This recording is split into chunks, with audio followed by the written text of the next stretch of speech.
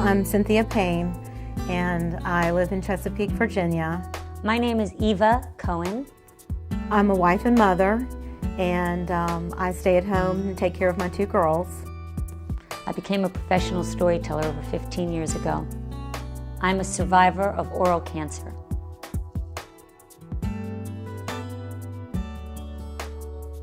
I found a sore on the underside of my tongue, and I went to my dentist. And it didn't heal. Typically you think these things just go away. And he said that it should have healed within 2 weeks. The site itself was a small white lesion, nothing out of the ordinary, but it looked just different enough that I wasn't comfortable just letting it go. So I decided to do a brush biopsy, sent it off. It came back with some atypical epithelial cells. At that point, I referred her to an oral surgeon for a scalpel biopsy. And that came back cancerous.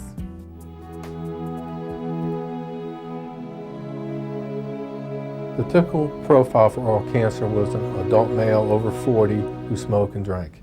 Here I am. I was 31 years old. I didn't smoke. I didn't drink. Because I don't smoke, there was no reason for me to have cancer. Nowadays, you're seeing the atypical ones, the females and the young adults. And the point is if it can happen to me, it can happen to anybody.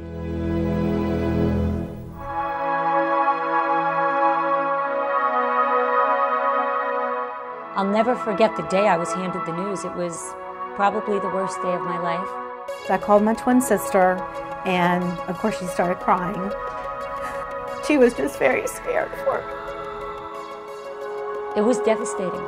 We really weren't sure if I was going to live to see the next 5 years. We didn't tell my girls until a few days before surgery.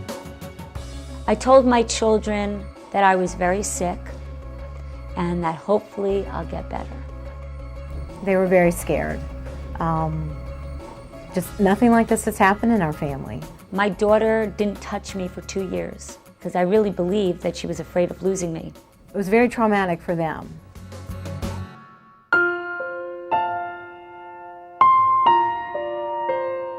I needed to have a third of my tongue reconstructed and a radical neck dissection. I didn't know if I'd ever speak articulately. I didn't know whether I'd look disfigured in any way. Cancer is very aggressive. It will eat into the bone. You'll lose part of your face. He said yes, we would have to do surgery to remove it, and he said that he would remove around the sore area. He did not expect the cancer to be as large as it was. He took out a lot of the underside of my tongue. My tongue was reconstructed, and they took the skin from my forearm. They took an artery to feed blood to the graft. I couldn't even look at my arm. It was so difficult for me to even look at and accept that this is now a part of my body. Then they did a neck dissection where they removed all the lymph nodes. My neck was swollen. The scar was red for a couple of years. It's much better than when I first was able to start talking. I talked without moving my tongue at all. At this point, everything is perfect. The cancer was removed by the ENT. I'm so grateful that it could have been so much worse. I'm just grateful that I'm here.